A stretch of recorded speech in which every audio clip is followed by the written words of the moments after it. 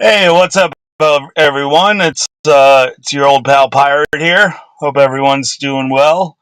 Um, got a fun little video today.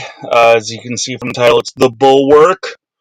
Man, I've really been enjoying uh, laughing at the unintentional comedy of the Bulwark the last few weeks. It's it's great. It's just a bunch of blowhard progressives that really satisfy that need for uh what is it what's that term for embarrassment for other people. Anyway, this is a good episode as far as hilarity ensuing. They got its panel here, the Bulwark. They got Roland Martin, one of my favorites, the absolute troll of trolls. Um, I mean, look at the guy. He's literally a troll. I think he's about 4 feet tall. Um, does not have a forehead, so I don't know. I mean, I know that if you have a big head, you have a big brain. That doesn't necessarily make you smarter, but I feel like there does have to be some limit where I mean, this guy's head is tiny. His brain can't be more than half a pound, and it shows. So that's the guess. They got Roland Martin. They got Tim Pool in the bottom right. One of the favorites. The fan of pearl necklaces. Tim Pool, the claims to be former Republican. Um, the host. We got our good friend Michael Steele. Another just absolutely awesome source of comedy. Michael Steele still claims to be a Republican. Used to be the head of the RNC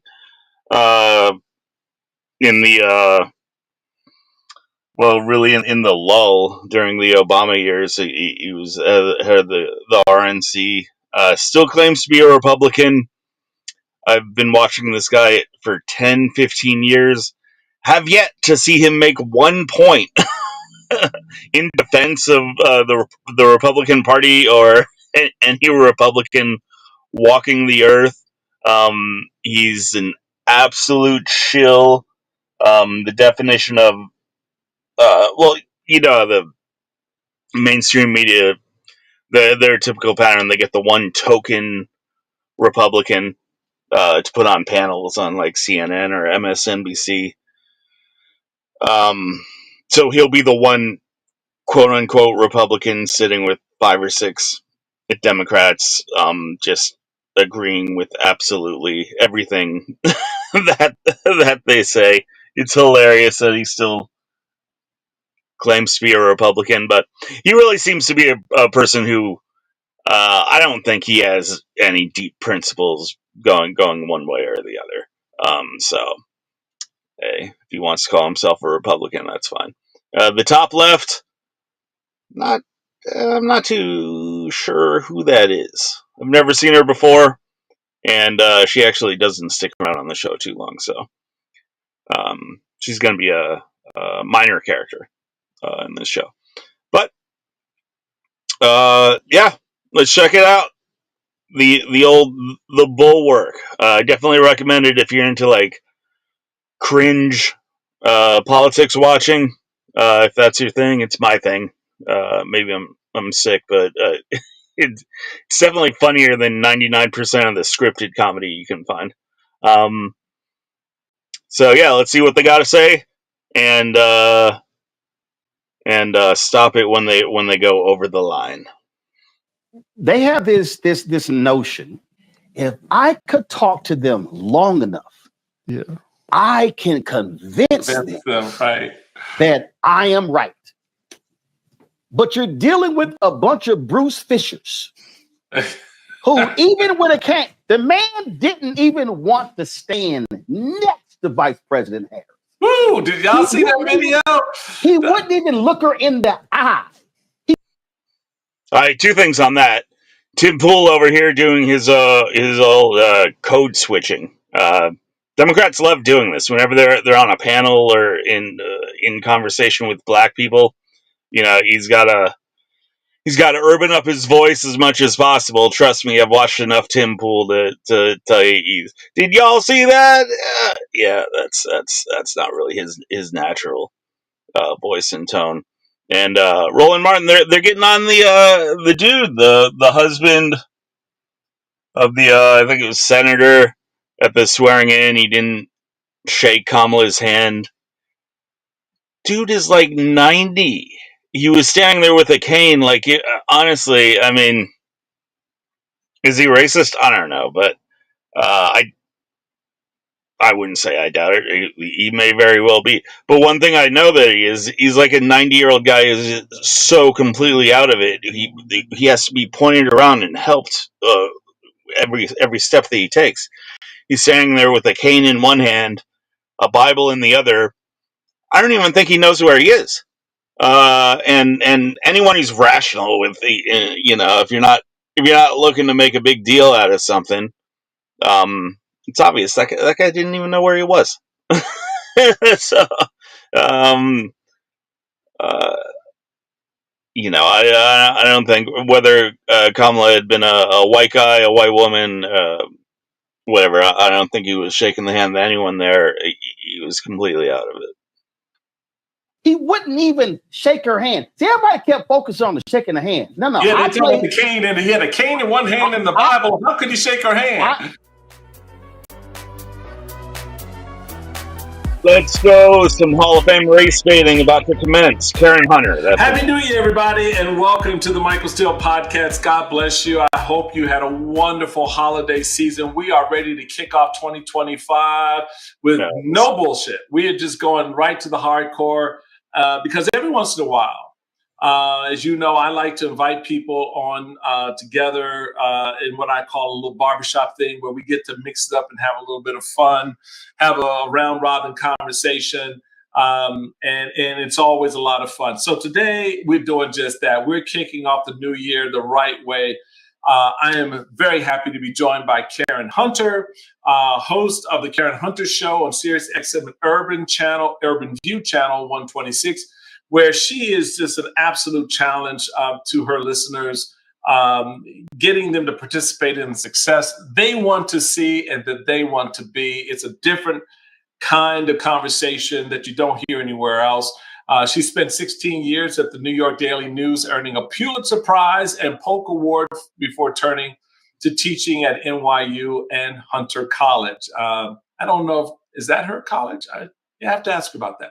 Anyway, Tim Miller. Y'all know Tim from the Bulwark. He is a writer at large and host of The Next Level and the Bulwark podcast. He is my partner over at the Bulwark. He is the author of the New York Times best-selling book, Why We Did It, a travelogue from the Republican road to hell. He's also an MSNBC analyst and the former political director for Republican Voters Against Trump and communications director for Jeb Bush's 2016 presidential campaign. And then, of course, the man, the one, the only, Roland Martin, the host and managing editor of Roland Martin Unfiltered, the first daily online show in history focused on news and analysis of politics and culture from an African-American perspective. They all bring it. They all keep it real. And we have fun right here with Karen Hunter, Tim Miller, and Roland Martin coming up next, right here on the Michael Steele Podcast. Don't go anywhere. Hey, everybody, welcome to the Michael Steele Podcast. Oh, my God, you can't start your new year better than this. If you want to blow some shit up, this is the way you do it with these three. I'm telling you, Karen Hunter, Roland Martin, and Tim Miller? Oh, hell yes. That's a party I want to be at. Welcome to the Michael Steele Podcast. Happy New Year to all of you for this barbershop edition. Going to get a little bit cut off the sides. Had a little bit too much off the top already, but we're working on it. Welcome, guys. Thank you. Glad to be here. Happy New Year. I just wish I had a drink. Oh, Tim. Alcohol alcohol causes cancer. Sorry. Yeah, this is true. This is true. So I guess we'll have to drink on that a little bit. Figure it out. Gummies then. I'll take a gummy. Is that okay, Karen? So let's do with the gummies. If you want to get high, like smoke a little bit of weed. The gummy thing. Come on, man. These Flintstone vitamins for adults. It's kind of corny. Happy New Year. I just want to get just out of the gate as you kind of did the rewind, because I know you each did in the various platforms that you have. Take that look back at 2024. So let's just kick that shit to the curb. We don't need to do that, because that's a headache that we just don't need to reinvite. But then I'm sitting here and I've watched this press conference today with the incoming president, and I was like, well,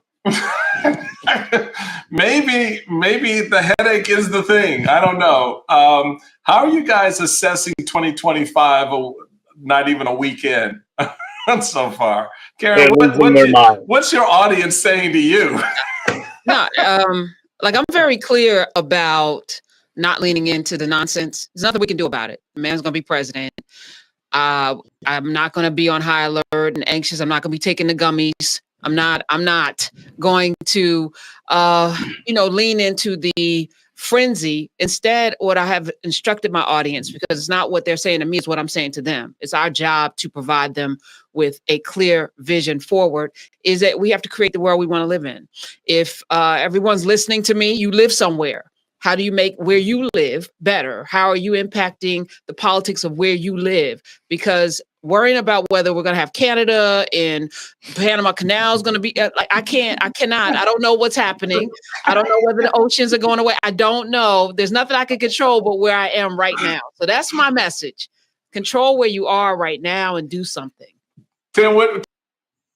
That was boring. That was too rational. All right, come on. Let's get some Trump derangement syndrome going on quick. Tim, what are you doing, man? I think that's a good message for the audience. I think it's a good message for regular folks, because I get that. People come to me like, what can I do? What should we do? And I'm like, honestly, like we're not to ride the wave for a little while. And finding ways that you can get involved in your community is a good help. Like look local, look to ways you can make a difference. I'll say this about the national, though. The best way for the Democrats to get right, or for the anti-Trump folks, however you broadly you want to define them, to get right, is for this man to fail. And I think that sometimes you hate to look to Mitch McConnell for guidance on anything, but when Barack Obama got in, what he said in that private meeting at the Willard or wherever it was before Obama even inaugurated. He was like, guys, our job is to make this man a failed president. And that's it. Like the best, like the Democrats, like the best way back for the Democrats is for this guy to fail.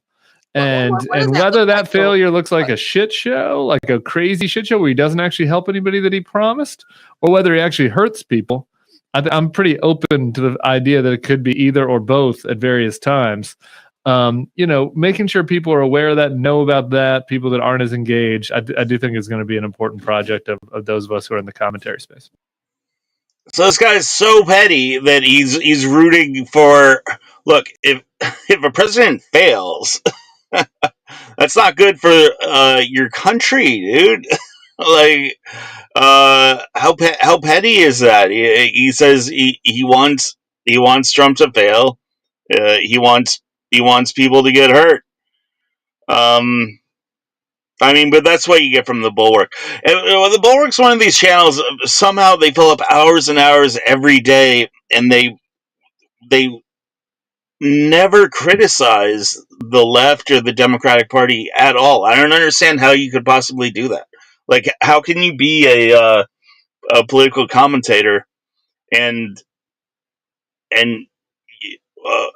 you take your party line in every single thing? I mean, at that point, it really is just pure propaganda, right? I mean, everyone has to admit that's what it is. There's no way for a rational person to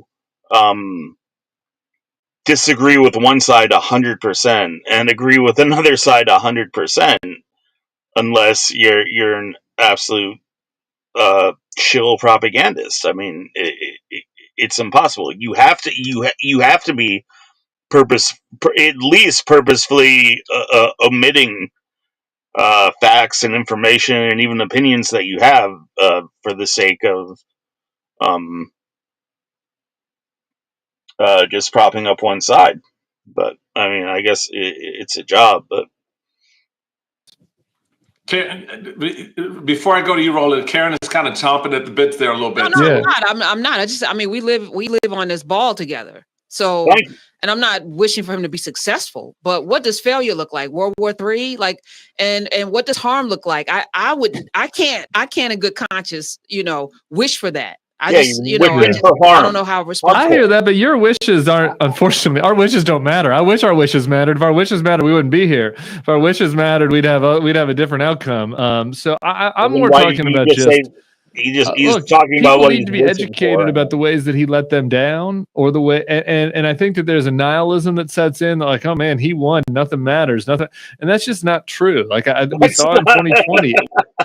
It's so funny to hear like half the country talk like this. There's nihilism, nothing matters, dude. Half the country is happy and jacked and waiting for the inauguration next week. Like, I don't know if you've noticed, but if you go look at the polls right now, Joe Biden is like 22 points underwater, and Donald Trump is like even. He might even be positive now. It's been trending upwards.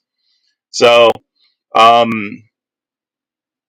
I mean, I'm sorry that you're so depressed. A lot of these people are so depressed, but suck it up and deal with it. The rest of us had to deal with it the last 4 years. Man up. Quit being a crybaby. It was in people's face. His failures around COVID were part of the reason why he lost. I think his failures weren't in people's face in 2024 in the way that we like them. They were in the face of very highly engaged consumers. But his failures and his chicanery have to be publicized. I mean, that's just the work. How can you turn it up? How are you? They've been at 11 for 8 years. And foremost, and now they think they can turn it up. People just witnessed, I believe, is a fundamental difference between who I call Democrats, progressives, liberals, because you can't just say just Democrats. That's a very broad category. You talk about the right, it's right or far right. I mean, that's just it. Okay. Okay, now pay attention to what he just said right there, because that is a sure sign to me whenever I hear from anyone that you are just such a partisan hack that you really have no insight to give. It's a common thing where you say, "Oh, our side is nuanced," and the Democrats, there are five, six different factions that make up the Democrats, but now the Republicans, they're just right and far right. You have no clue what you're talking about. Apparently, you're an old man who's been into politics your whole life, and you have absolutely no comprehension of the opposition. It's pathetic. I mean, people who follow people like this, it's just pathetic. You're just the opposition to a guy like Roland Martin is just a monolithic slate of a cartoonish caricature of not even a human, just the embodiment of everything that's bad, everything that he feels like he isn't. Just this Republican horde where the Democrats are enlightened, eclectic group of thinkers. It's really embarrassing to not even understand the motivations or mentality of your opposition at this stage. I mean, maybe if you're like a teenager and you've just developed an interest in politics, but for a guy like this, it's embarrassing. So, if you look at the last 4 years and the 8 years of Obama, you get Republicans who every day in the Republican ecosystem, every day wished harm on America. Awful, sucked, bad, terrible. one of the reasons Biden's approval numbers were so low. Why do people feel the way they feel about the economy? Because also it was the constant drumbeat.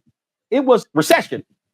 They called for recession every day for almost 4 years. It never actually know came. what world this guy. So Democrats, progressives, liberals are playing a game that no longer exists.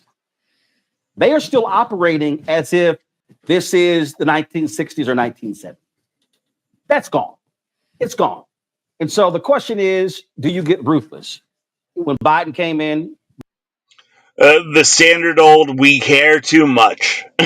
The Democrats, our hearts are just too big. We're too nice. We're too not. What is our only fault? We're too nice. We're too compassionate.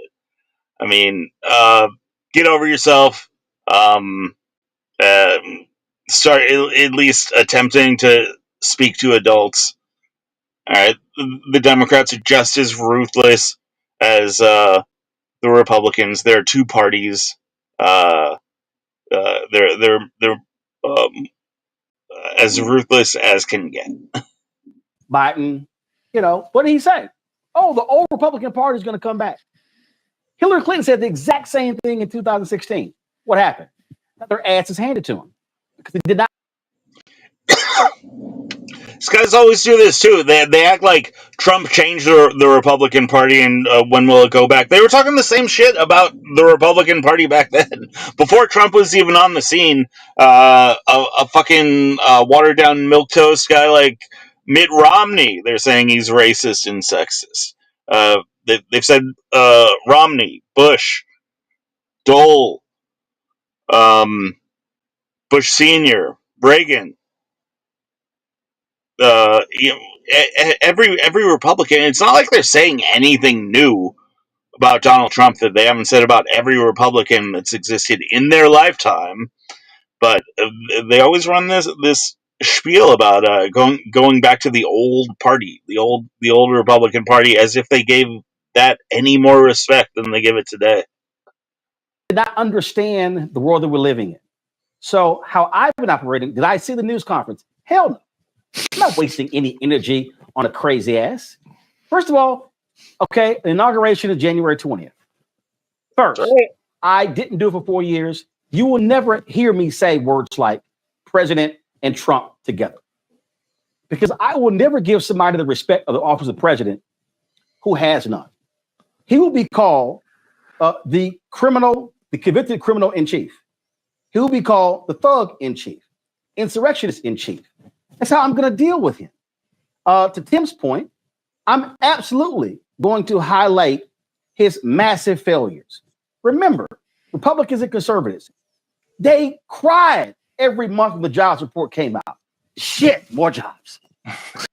Oh yeah, there were more jobs after the COVID shutdown. Oh my God. I can't believe that they still run this thing with the whole most jobs created in history. Like, who are you talking to? You just, how on earth can you possibly just admit the fact that you shut down the government, erased all these jobs, and then they came back? Like, congratulations. You want a cookie? Were they supposed to just disappear forever? You told everybody they couldn't step out of their house. And then when they could, surprise, surprise, they went back to work. Oh, damn, more jobs. I mean, every month. So we have to understand, one of the reasons we are here is because the right attacked every single day anything that they did. Democrats believe in norms, believe in values. We shouldn't do that. The best of us. So we just have to understand, you got two sides that are playing two totally different games. And the other side, you see what Meta, Facebook is now doing. You see the capitulation of even the billionaires. What Republicans are doing right now is not about the next 4 years. It's about 2028. It's about who controls the White House when the census comes up in 2030. That's what we're dealing with. And so Democrats, progressive, and liberals, y'all better realize you're dealing with a party thinking about winning the next election. It's been a very long game for a long time. I know it's something I said for a number of years, going back to when I was a state chairman, that it was very clear that two different games were being played at the political level, at all levels politically, which is, we're focused on North Carolina. We're focused on courts, and the Democrats are talking about the environment. And then when a Trump-appointed federal judge just sent the election of the North Carolina Supreme Court justice to the Republican-controlled North Carolina Supreme Court. They've now issued a stay. Allison Riggs won, but they don't want a 5-2 majority. They want a 6-1 majority, and they want to beat the sister Anita Earls next year to have a 7-0 majority. This isn't politics. I mean, this isn't partisan politics. What we're talking about today is not Democrats and Republicans. Nope. Right? This is not about Democrats or liberals or, even if this is not happening. It's not. Trump was never a Republican. He was a Democrat. His children were Democrats in New York. They didn't even change their party because he wasn't running for president. It's true. And he wasn't running for president this time. He was running to stay out of jail. And that was effective. We're dealing with humanity at this point. And I don't know, how we keep framing it around parties, but that's why Democrats, quote unquote, Democrats lose. And for everybody who's like, oh, you're shilling for the Democrats. I was shilling for us, for humanity. I wanted people to live and have rights and to thrive. That's what I was voting for. I wasn't voting for Kamala Harris or a party. And I think if we can move away from parties and start really talking to people about what they need and start really resonating with them around the issues that matter. But Roland, you're right. I mean, this is a war that people aren't prepared for because it requires something that won't happen, which is truth, right? Where do we go to get the truth? We're not going to get it on social media. I did 3 different videos. The question, look, I'm an investor in fan base. Isaac Hayes III created that. Whether you don't have suppression of your content. And I literally said to my audience, you see what Facebook, Threads, Instagram is doing. You see the right desperately want to buy TikTok. You see what Elon Musk is doing. And I said part of the issue is that you have to have a place where you're able to mobilize, organize, have truthful information. That's one. It's one of the reasons why I keep telling my folks, I need you to be on fan base, which these motherfuckers have completely run social media and mainstream media for the last 15 years. They shoveled their shit down the throats of everyone for over a decade, and it didn't really work. People got sick of it, and now it's just so funny after this last election, they're crying, boo-hoo, we don't have any power, we don't have any reach to get our message across to the people. Listen, the people have fully gotten the Democrats' message over the last 10 years. Fully. You've explained it in excruciating detail. It was rejected. The fact that you can't recognize that, I like it. Yeah, I support it. It means, I doubt you're going in the right direction. If you can't even appraise the situation, with this boohoo, we need our own Joe Rogan. We need podcasts. Look, there are plenty of lefty podcasts out there. Always have been. Twitter was a lefty cesspool for the majority of its existence. Somehow these people completely forget that. Which I'm on as well. But 2, this requires a level of ruthlessness. And see, it's hard for people to want to go there. A little scary. Right? You look at what will go down. All the amazing things that President Joe Biden did. What will the most important thing people remember? The massive failure of Merrick Garland. You know why? Because Democrats, liberals, progressives don't want to be ruthless. They don't want to do it. If you look at places where they control the state house, the state senate, and the governor's mansion, are they being ruthless with their power? No. They're being nice, congenial. They're not locking down power. They're not being ruthless. Biden should have appointed somebody who, from day one, I'm going after Trump's ass. But see, what he did is Oh yeah, that's what you need to do. Go after Trump more. Yeah, you haven't tried to bankrupt him, send him to prison, and shoot at him. He needed to go after him more. It's ridiculous. 34 felonies, bitch. same reason Mitch McConnell did not vote to convict. Oh, you know what? This is it. This is the bottom. He's going to go away. No. Yeah, so to all of the points, which really it was funny on our show last week, and Simone lost her mind on Hakeem Jeffries' passing of the gavel. And in the first minute of his speech, what did he talk about? He says it's now time to bury the political sword and pick up the bipartisan plowshare. And I'm sitting there going, what the hell are you talking about? Do you know who's in the room with you? Right. Do you have any idea? Right. That majority, the guy standing next to you is going to take that bipartisan plowshare and shove it up your political ass. You recognize that? And in fact, Johnson comes out and unveils last week that, to your point, Karen, about humanity, number one priority for the Speaker of the House is what, people? What is it? Banning trans people from sports. That's his number one priority as Speaker of the House. And the tax cuts and the deportations. No. Actually, no, it's not tax cuts and deportation. What Michael just said, because what they've done is they understand this culture battle. Because here's the reality.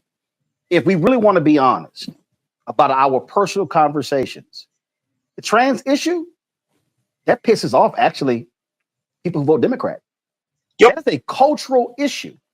And that's why last year, I remember talking to the Biden campaign, they were running those radio ads on black radio stations in January, February, and March. Yep. They were testing the radio. Began long before everybody recognized it. And once they saw it was black male voices, I remember talking to the campaign going, are y'all not seeing? Did y'all hear the ads? Oh, you know what? And they literally said, oh, we don't think it's going to move the needle. I'm like, you're crazy. So what they're doing is they're taking the culture buttons. Howard Dean said in 2004, God gave guns. And so that's why you have union workers who got everything under Biden and Harris still say, yo, I'm riding with Trump. We can't ignore the culture. We can't ignore white identity politics. We can't ignore all these things that are happening. So the question now becomes, again, are you going to have Democrats who understand you're in a brawl? You're not in a boxing match where there are rules. They're grabbing 2x4s. They're grabbing chains, wrap around your neck. This is what I'm like, that's what's going on. And I'm sitting there like, y'all don't see. Look, y'all being cute. Okay. All right. So, what he's saying, I guess it might sound good to somebody. Let's amp it up. We need to be more ruthless. Give me a break. All right. The fact is, every aspect of lefty media, the entire campaign was as ruthless as they could possibly be. They spent every minute trying to paint Trump and the Republicans as the most evil evil thing they possibly could. Every minute, every rock was turned. So, it sounds. I guess it sounds like tough talk for him to say that we're going to get up and now we're going to play hardball. Now we're going to be ruthless. We've been too nice, but practically speaking, it's nonsensical. They can't amp it up. Where are they going to go from here? Are they just going to literally come out and just say Trump, Hitler, Trump, Hitler, Trump, Hitler 1,000 times in a row? They can't be any more ruthless and one sided as they've already been. So I want to see it, Roland Martin. Let's see what it looks like when you amp it up, amp up your attacks. I mean, look, Tim and I from the Republican side, and Tim was no longer Republican. He's kind of in that space where that no man's land, but still holds those sort of values, those traditional Republican values that everybody talks to. From that side, we kind of look at it, and we're sitting there. And I know we both had these conversations with people on both the Harris and the Biden campaigns, such as they were at relevant times.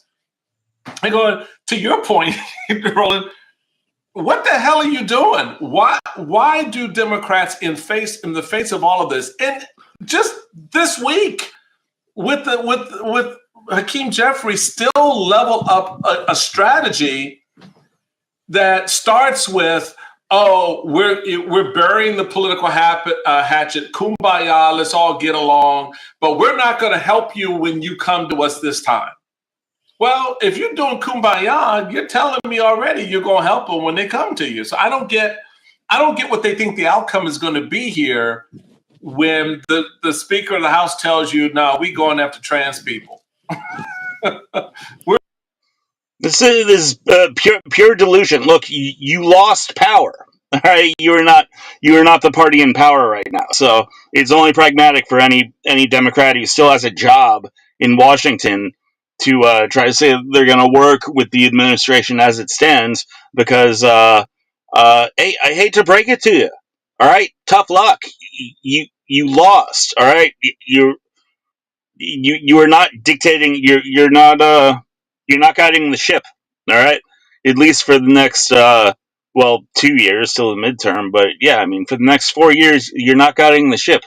So wake up to reality. Understand your position here. We're still playing the culture I'd war. be interested in Karen and Roland second on this, because my theory is, and I'm an outsider to this, like these are all my new allies, that it's just something I notice. I think it's human nature. I think there's something about progressives in their nature, and this is a nice trait actually in most things. It's like there's this agreeableness, right? Like there's a wanting to get to, an answer. Like, whereas like Republicans by nature have kind of this Lee Atwater, like I want to tear people down, like element. And isn't it? I don't know. It's just so funny because again, like in my younger years, I was more. Well, I mean, I was a registered Democrat when my first 20 years. I was born in California. Went to California public schools. It's pretty hard to come out of that and not feel like you have to be a Democrat. And then I grew and studied things and thought about where my position is. But so that being said, I can still have some empathy and at least kind of understand where people on the left come from. But it's just so funny to hear people who are so deep on the left, they've never strayed from the left. Now they're adults. The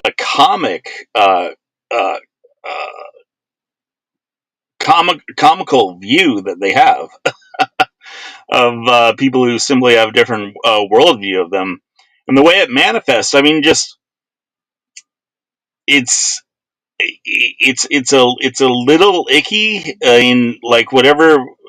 Whenever they speak, it's always just patting themselves on the back for being too nice, too big-hearted, too kind, too considerate. The Republicans are ruthless and will smash your skull in.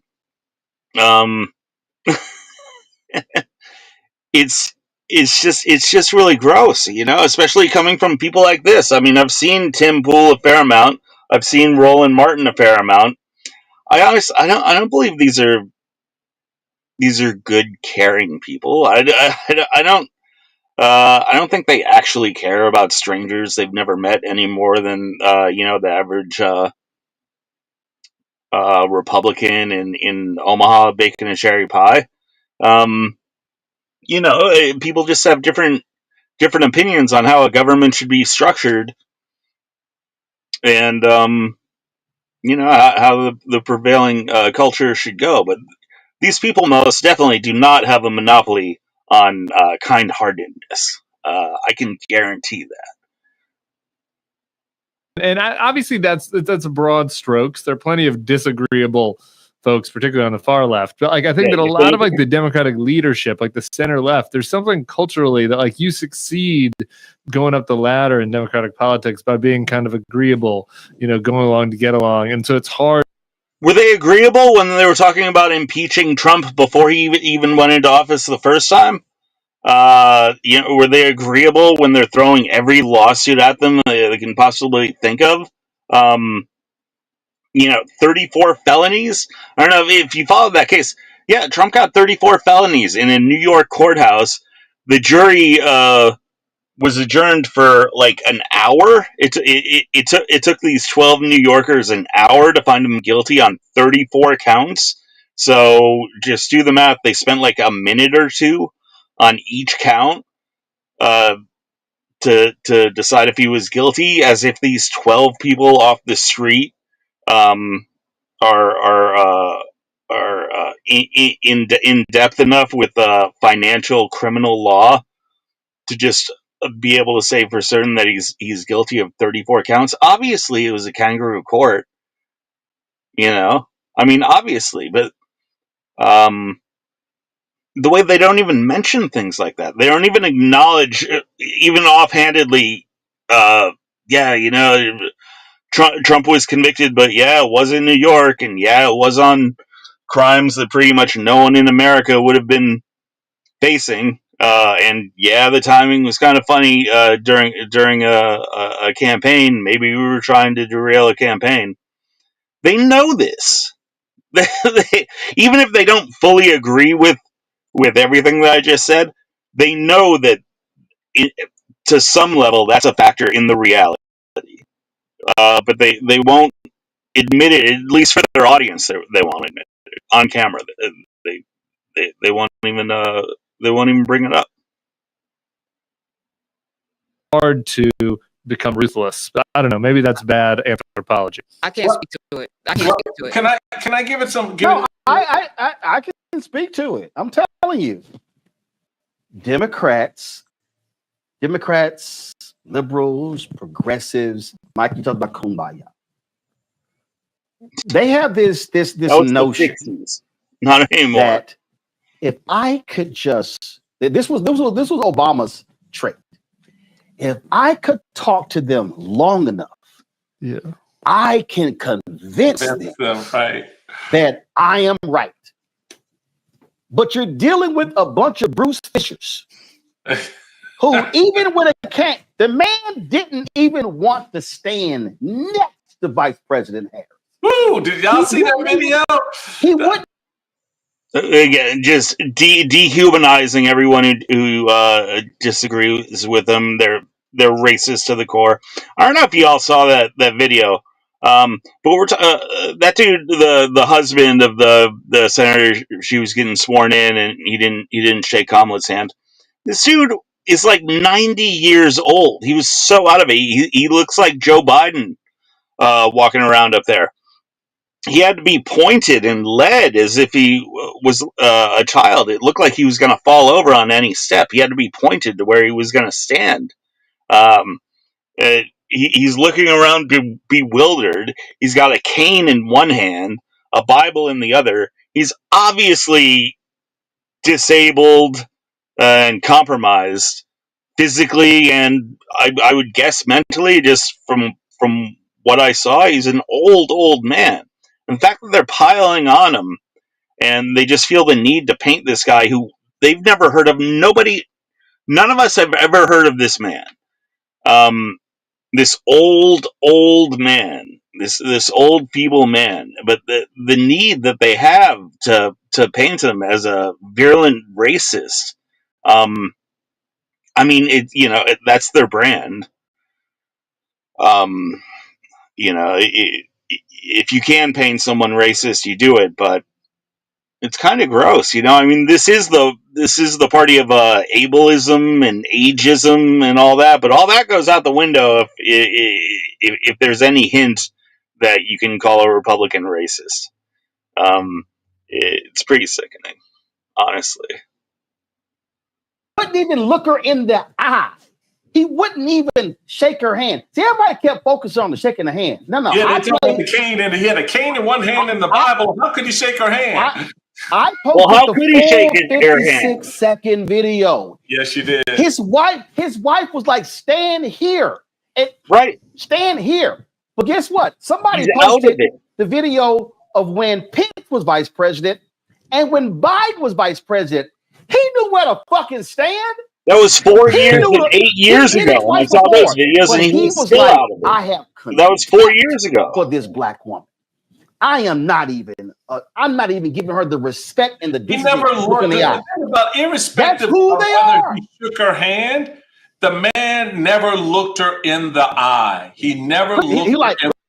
He was so out of it. I encourage anybody to go watch that video if you haven't seen it. We're talking about a guy who looked to be he's at least 80 years old. He looked like he might be 90 years old. This is an old man.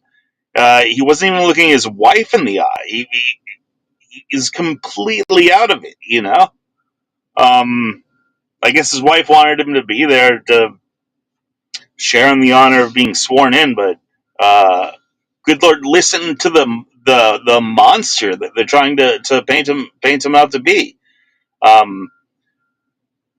Off those 30 seconds, Roland here is sure that this man sees Kamala as nothing more than an animal, because it helps his narrative. You know, I mean, that's all. But these two guys, these are the people full of compassion and empathy, right? Real quick, the entire time. So Democrats. Well, this is Democrats. Well, you know, he had a cane in his right hand, so he's a little unstable. So maybe that Democrats will start searching for these. It's ableist to make fun of him. It's ableist to make. It's ageist and ableist to go after him. So but I mean, ruthless. Really ruthless. There's a thing called winning. Now, y'all, I was in the 10th grade. I'm sorry, I learned politics at a very early age. And I don't think you did. An organization called the Knights of you forgot. Junior Knights Peter Clay. It's the largest black Catholic organization, the adult division. So I'm in the junior division. So we're at a national convention, and there was a unit from Texas, from Houston, that voted against us. It was something on the national level. So when it's time for us to go to church, we all lined up by state. I told them, "You got the line." And the guy was like, "What do you mean?" I said, "Y'all voted against us. Get your ass out the line. You ain't marching in with us." And so one of the guys bucked up. I said, "You want to have a conversation about the alcohol and the weed in your room, or you'll get the fuck out of the line." Now, mind if you're going to a church service. Now, here's the whole deal.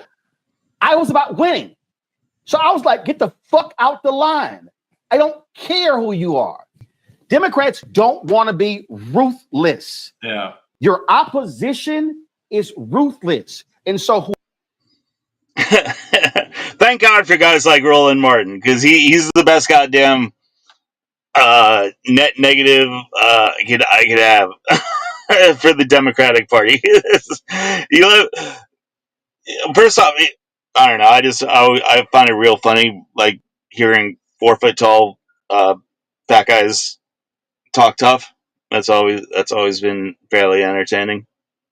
But this ruthless Roland Martin has been as ruthless as he can possibly be his entire career. I've been seeing this guy for a decade. He's as dirty, underhanded, cutthroat, liar as there is in media. The fact that he thinks all the Democratic Party needs to do is be more like him is absolutely hilarious. I love guys like this. Keep doing what you're doing. Honestly, the Republican Party should be paying you for what you're doing. Maybe you are an insider. That would be pretty hardcore. But I mean, thank you for your net negative effect on everything that you want to achieve, because every policy that comes out of your mouth, you yourself are a net negative to ever seeing it happen. So keep doing what you're doing, buddy.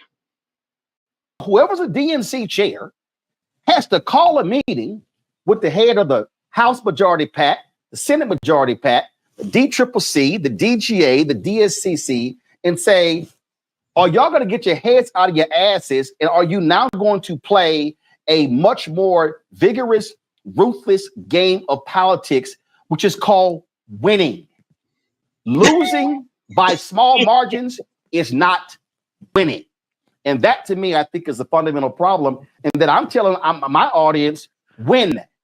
You win. When you win, you then exercise power. Make you it use happen. Power. You Speak don't it dance into around with it. existence. You wield Win. power. Yeah, and the Democrats are unafraid to do so. I agree with all of that, but you're still having elements within that party that need to reconcile itself to that thinking, and so that lends itself, I think, to a lot of stagnation. And part of that stagnation, I think, was, and I sum it up this way: the first 18 months of the Biden administration, they were in a fight with Joe Manchin and Kyrsten Sinema over the filibuster. And the country was asking themselves, who's Phil? Who's Buster? I don't know these people. What are they doing in the Senate? Again, they love talking about how stupid the public is. That just always eats my craw. These political commentators who seriously think that they're on some level higher than the average American. I mean, you see these guys. Are you impressed with the intellect of old Roland Martin and Michael Steele here? Are they on? It's funny. It seems like they should have some crazy knowledge. I mean, Michael Steele was the head of the RNC. These guys have been in politics for decades. They should be dropping knowledge, but they don't. It's all average base opinion that I feel like I could find from any guy at the corner store. So when you see that, and then you see the way this ended for Biden, how does his legacy set up what comes next for Democrats? In other words, the man who stayed too long for dinner, right? And then finally you basically kind of boot him out onto the curb. And he was polite enough to stand there and still say nice things about the homeowners. What is his ultimate legacy going to be in the face of what you're saying, Roland? A party that's now looking for new leadership, having to transform itself. How much of that legacy do they hold on to and carry? His legacy is an absolute failure. I encourage everybody to go on to 538 and look at the polling for Biden. I think last I checked, he was 22 points underwater. He's sitting on like a 35% approval rating. And he has basically been there. He's been below 40% for going on 3 years now. He's basically been the most unpopular, consistently unpopular throughout the entire course of his term. Consistently unpopular president of the last 80 years, at least. And again, it's hilarious that quite a few Democrats were trying to push just a year or two ago that this man was like a top 10, top 5 president of all time after a couple years. The gall that they have sometimes is absolutely amazing. But I'm happy that it looks like the truth is finally going to come out, and it's not going to take long for history to acknowledge that Joe Biden is at least on Jimmy Carter levels, and I think he's worse. I think Biden's got to be the worst president. He's definitely got to be the worst president of my lifetime. He's hands down got to be the worst president of. I don't know if you want to throw the whole Watergate thing in, but I mean, good God, Joe Biden. one of the worst presidents of all time, easily in the bottom 10, maybe in the bottom 5.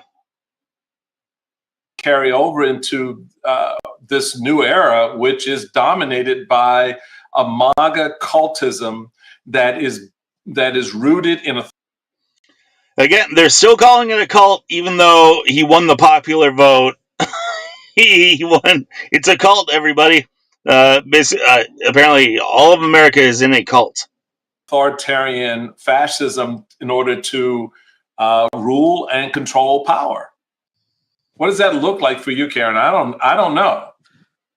I'm not focusing on any of this. So, it's interesting watching. I think this is part of the problem. We Monday morning quarterback things that aren't really happening in people's lives. Right. We're having this is the problem with the folk are having internal conversations with themselves and talking to each other. That's why the numbers are down everywhere. I'm saying roll up the sleeves. Let's get busy in them streets and do the things that we need to do, and not focus on policy and people in politics. But let's really build the world we want to live in. I'm gonna stick to that. What does that look like for you, though? I mean, when you have that conversation, because I think it's a powerful thing to say to your audience. But then, what does that look like? I'm from East Orange, right? So we impacted the mayor. The police chief lived on my street. So policing looked different. We had block association meetings every month that rotated in people's houses. So we knew everybody. We had a nosy neighbor that would make sure nobody was getting broken into. There was a community, right? And as people run to safety or they're running to good school systems, they are missing that the actual powers in the people taking back and reclaiming their neighborhoods. And then once you do that, then you look at the legislature, show up for your city council meetings, your alderman meetings. How are they planning your city? And are you involved in it? I just had a talk with Ross Baraka, who said when people show up, he just had a meeting and the lady got up and then he went and fixed her problem because he can hear and see what needs to happen because people are engaged. We can see. Speaking to someone who lives in Oakland, California, deep blue, where people show up and affect their community and their government, honestly, tends not to work out too good. Honestly, in the long run. Honestly, when you get everyone in the neighborhood to go to your city council and come up with all these bright ideas of what you need to fix the city, it sounds good in a big group of people, and then 4 or 5 years later, your city is in debt. So I don't know. I'm not sure the key to government is everybody getting involved. Sit on the sidelines and complain and yell into the void, but the reality is everybody's living somewhere. Right. And we want things. And it's not bathrooms for trans people, whatever. It's I want the gas prices, and that's companies gouging, and it's all we have a voice. And we have shown it when we show up. Look, I know Karen's got to run. I want to connect her. Go ahead, Roland. No, go ahead. No, Karen's getting ready to go. Well, I want to make sure. Yeah, I just was going to try to connect Karen's point to Biden. Here's the thing, man. This Biden knew that. Biden kind of, for a politician, politicians are going to politician, but he lived kind of what Karen was talking about. I mean, like he was good at being in the community, being pictured on the floor with the union guys, at walking in the strikes, at going to black churches. You go to a black church in Wilmington. Biden was going there. He was showing up. And I don't know, maybe it was the age, maybe it's you're in DC for so long, but I do feel like a lot of these Democratic leaders, man, they've lost touch. And and you guys could speak better than me to working class black folks. I'm not a Democrat. I'm not. No, you guys can speak better than me regarding the black folks. These Democrats are so into identity politics and breaking everyone up into groups. It's just, oh man, it's hilarious. And then you get 3 or 4 of them on a panel like this, and they really think like, hey, Roland Martin, why don't you speak for the 40 million black people in America? And Tim over there. Tim, tell me what the 200 million white Americans, what are they up to? You're a part of that community, right? you got the inside knowledge on the 200 million the community of 200 million white Americans. It's just so patronizing the ways. Joe Biden's going to black churches. I don't know. It's so the Democrats, they act as if they're this party of like we don't. Everyone's equal. They're so fixated on I'm not racist. I'm not racist. The Republicans are racist. I'm not racist. But they sure have more live their life based off racial stereotypes more than anybody. It's insane. I mean, the way they campaign, the way they run government, the way they speak to each other. It's all so based on racial stereotypes and grouping everybody into like you're not an individual. You're just whatever boxes you check off. And it's hilarious that they don't understand that even the people who don't just see it just like that for what it is. I mean, most people you get a kind of cringy feeling, when you hear a guy, Joe Biden's going to the black churches, so that's got to win over the black vote. And hey, Roland, tell me how that impacted the black community. What did they think about Joe Biden going to black churches? It's like, I'm sorry, man. You paint the Republicans as being the racist people, but honestly, I think a big key to success why the Republicans did win and Trump did win was because, like it or not, the message was never targeted for this color or this race or the man or the woman the Republican message was just towards Americans. And if you want to say anything was demonized, you could say illegal immigrants were demonized or the bad guys. But as far as who were the good guys, all of America was the good guy. Is the good guys in most all of the Republican messaging, as opposed to the Democratic messaging, which is so tailored, different. They have like 10, 12, 15 different messages, all tailored to are you a black lesbian? Are you a Chinese man? Are you a Latino man? We're going to do this for this group. We're going to do that for that group. As opposed to just speaking to America as a whole. And they don't get it. And they don't get that was a big part of why they lost. And I don't really see them changing or figuring it out anytime soon, because the election happened. Doesn't seem like any of them have figured that part of it out. No, I mean, you can speak better to me than what the feeling is in black communities and black churches. But I'm telling you, in red states and huge swaths of this country, they're just they feel like a lot of these Democrats have gotten comfortable. Yes. Right. Yes. Comfortable. Look, this is. Karen, I know. Good to see you. Happy New Year. Tim, good to see you. Good to see you, Karen. Let's talk again soon. I love that. We got some stuff to do. I appreciate y'all. Happy New Year, everybody. Bye-bye. Happy New Year, Karen. Thanks for being with us. Here's a reality. Here's a reality. Karen Just said the we're having three a conversation. now No, we're not. The conversations that we're having are the exact same conversations that people are having outside. What she talked about is exactly what we've been talking about. It's still power. Now, the question is, how did you get there? She's talking about, focus on better communities. Listen, my parents were co-founders of a civic club. So the reason I feel that this is in my bones is because I witnessed it at the age of 9, 10, 11. Roland, I get all that, but here's the deal: you don't have that civic level of involvement. No. Actually, you do. You do. Where is it? Here's what I'm talking about. It's there.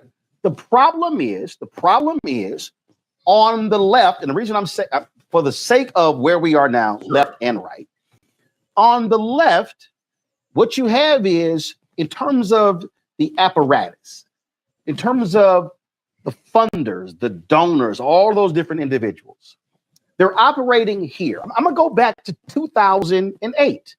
Obama wins. What was happening in 2008? Rahm Emanuel, Paul Begalia, James Carville were just pining for Howard Dean to get fired. Why? Because Dean was talking about 50-state strategy. I remember I brought this up on CNN. Yeah. Carville got mad at me, and he was like, well, that's what we were doing. But that's what you were doing. They wanted to focus on national elections. Dean was trying to say, oh, you got to build 50 states. What happened with Rahm Emanuel? So what did Obama do? Obama fires Dean. Who does he hire? Tim Kaine. Really? You go from Howard Dean to Senator Tim Kaine. Senator Tim Kaine, nice guy, but that's not what you needed. But here's also what happened when Rahm Emanuel became chief of staff. What did he say? I'm sick of these fucking leftists keep talking about judges. Rahm Emanuel didn't give a shit about federal judges. Democrats kept saying, dude, it's the judicial piece. So what I'm trying to say here, it's about understanding mobilization and organization. Mobilize, organize. If you become focused on the top and you totally ignore school district races, city council races, all the different races. And so what happened? Obama's DNC ignored that. They lost more than 1,000 seats. So thank you very much. It was a good work for me. Great work, Chairman. I'm telling you. To your point, Roland, the reason that worked on my side, because I did that 50-state strategy. That's exactly what I did. I took Howard Dean's blueprint, laid it over the country, and said, this is what we're going to do. So the problem is, on the left, from the organization and the mobilization standpoint, it's literally being run and funded by these entities. They're not grassroots based. Right. So what was one of the failures of the Harris campaign? They were spending millions on concerts, but not boots on the ground. They weren't funding third-party groups. They weren't funding people who were touching the ground. So the problem is, I mean, yes and no. Like the Democrats were big on that. We're knocking on doors. We're knocking on doors. We got 5 million people in Wisconsin knocking on doors. You know, and I don't even know who it was. I think it might have been Jon Stewart. He had a good line. He was like, "Well, one thing I know about the American public is if there's anything they love more than a stranger knocking on their door, is having that same stranger come back and knock on their door 2 or 3 times." So, congratulations on all that boots on the ground. Yeah, it didn't really seem to work, and I've noticed that that's always been a thing.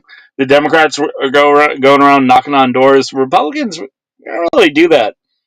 And I think that's kind of like a difference in just the general nature. You know, like personally, me, I don't want to go knock on a stranger's door and see who they're voting for and try to convince some stranger to vote for my guy. I mean, that seems corny, you know. I mean, yeah, I don't care. Vote for whoever you want to vote for. You know, I'm gonna vote for who I vote for. You know, I'll see you at the voting booth. But yeah, Republicans, we're not really the types to, hey, let's go waste a nice Sunday knocking on 30 strangers' doors, handing out pamphlets. But you know, different strokes, I guess. Why do you have voting down? Because if I'm waiting for the party and the candidate to now come in, that means that the organization doesn't start until 6 months out, as opposed to what Black Voters Matters does. Black Voters Matter. They mobilize and organize 365/7. So what I have been telling my audience, guess what? In Virginia, there are two races in the House and the Senate will determine who controls both houses, because the candidates won in November. You've got a Supreme Court race in Wisconsin. That's an open seat where if Democrats get control of that, they have a 5-2 majority on the Supreme Court. Democrats nationally, Congressman Hakeem Jeffries, Jamie Harrison, Senator Chuck Schumer, they should be weighing in on what's happening in North Carolina and the Supreme Court race. You've got all the seats in Virginia up in November. You got gubernatorial elections. They have to be refocused on winning, because this is what winning does. If you win here, people go, well, we won. You win here, or we won. You're building excitement. Yeah. You have to rebuild people's psyche. You only do that by winning. That's what I'm talking about. And they are so focused on rehashing why she lost. Guess what? I can't focus on 28 if I ignore 26, but I can't get to 26. Let's deal with 25. You got to deal with 25, and that's kind of that. Look, that when I came chairman in 09 after 08 and 06 drubbings, that was really the focus. I needed a test case for the theory that the party could reestablish itself with its base first, right, and then to build out from there to grow to win elections. It's an important piece of that. But I think the other side of this is, as we focus on what ails the Democrats in terms of their understanding of and the use of power, is the Republican side of it that is decrepit and decayed from within.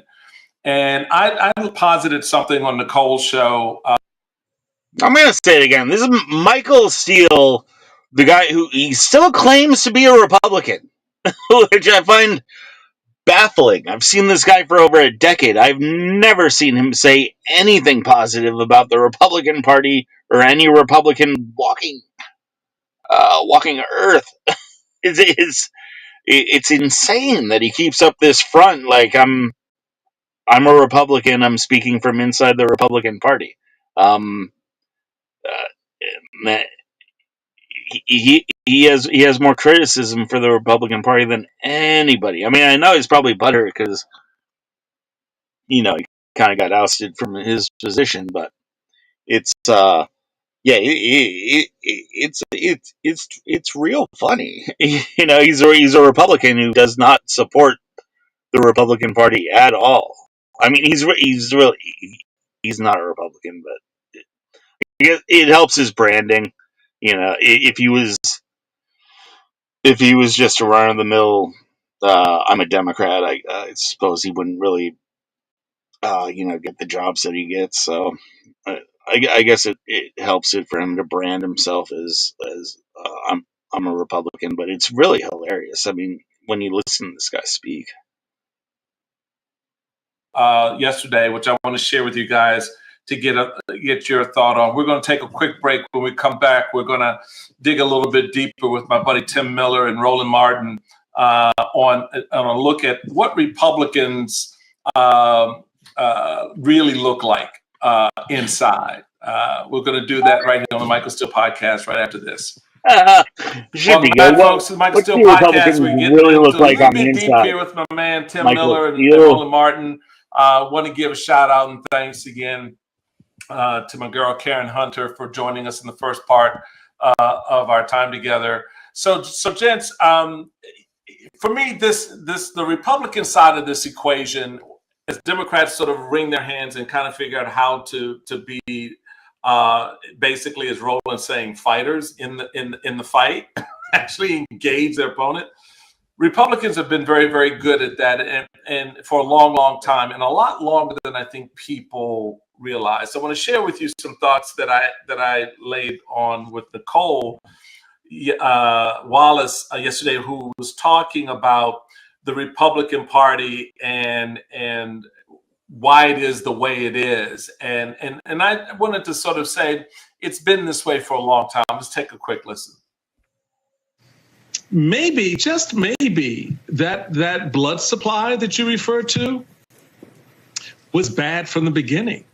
And that this idea that this party ever stood for those things that it fell so quickly away from really mattered. That maybe the political expediency was propping up this idea of the Constitution, propping up this idea of the rule of law, propping up this idea of individual liberties and responsibilities in a manner that would never lead it to impinge upon the individuals in this country against their rights and support the government taking control of those rights. Maybe that was the fallacy.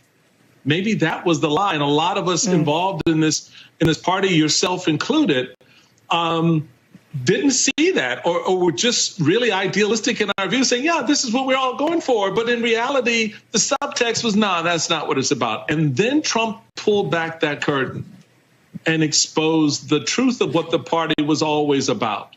And actually, there's historic relevancy to that. When you look at the capitulation after the Civil War, how quickly that happened for so many Republicans. The capitulation after the Civil War. So let's not focus on the Democrats actually being the slave owners, the Republicans being the party that was created for the sole purpose of freeing the slaves. He's upset about capitulations during the Reformation. All right. Well, what else? Keep in mind, again, he's still self-identifies as a Republican, saying that the Republicans don't have any principles, never had any principles. They're fascist authoritarians today. Trump is like Hitler. He doesn't vote for the Republicans, but he identifies as a Republican. Yeah, that makes a lot of sense, right? He's explaining to you right now how he thinks they weren't ever shit. They're not shit now. He doesn't support them, but I'm a Republican. Okay, yeah, that makes a lot of sense. You'd go on. All right, so the Reformation, what else? Who turned aside Reconstruction, the capitulation on civil rights, Republicans who turned away. Capitulation on civil rights. Everybody do your homework. Go look at the actual vote count for all of the major civil rights acts. The Republican Party had a higher percentage, voted for the civil rights acts at a higher percentage than the Democrats. That's a fact that these people never tell you. They never will tell you. Most of them probably don't even know because they've never looked into it. But please do yourself some good. Go look at the vote count in the House of Congress and in the Senate. A higher percentage of Republicans voted for the Civil Rights Act. Don't let these people fool you. All right, yeah, sure. Lyndon Johnson was the president. He was a Democrat, but a higher percentage of Republicans voted for it. They completely rewrite history every chance they get. From the very fight for the liberty and freedom of African Americans, the capitulation for the rule of law, with allowing someone like a Nixon and now a Trump to actually be the standard bearer of the party. Barry Goldwater stripping away the party's relevancy on civil rights, the near embrace of the John Birch Society back in the 50s. So we've been here and just didn't either accept it for what it was or thought it was actually something else. And I think now we know better. My point. So how is this man a Republican? Explain it to me. Explain it to me how a man who wants to make the case that the Republicans were decrepit and evil the entire existence, and even more so today.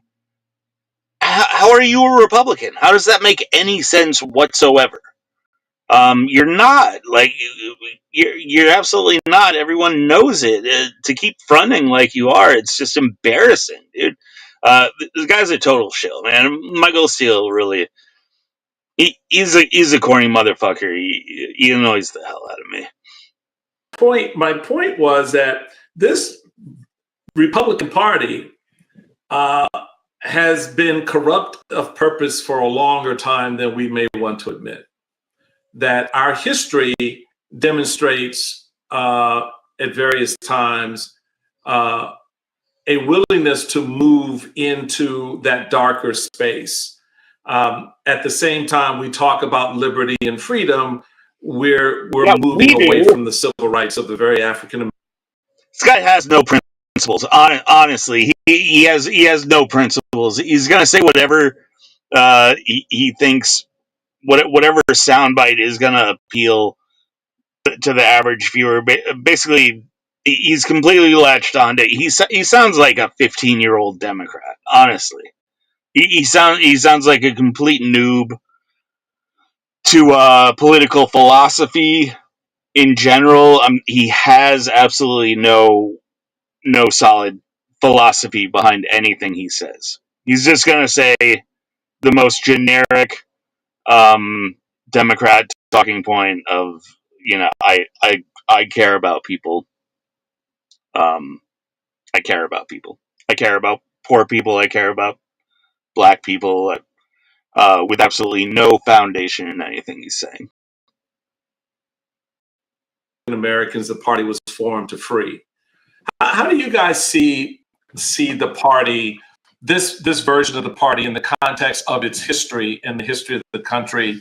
When you look at, okay, at all those points, they kind of moved to the thing that we now see exposed by Trump.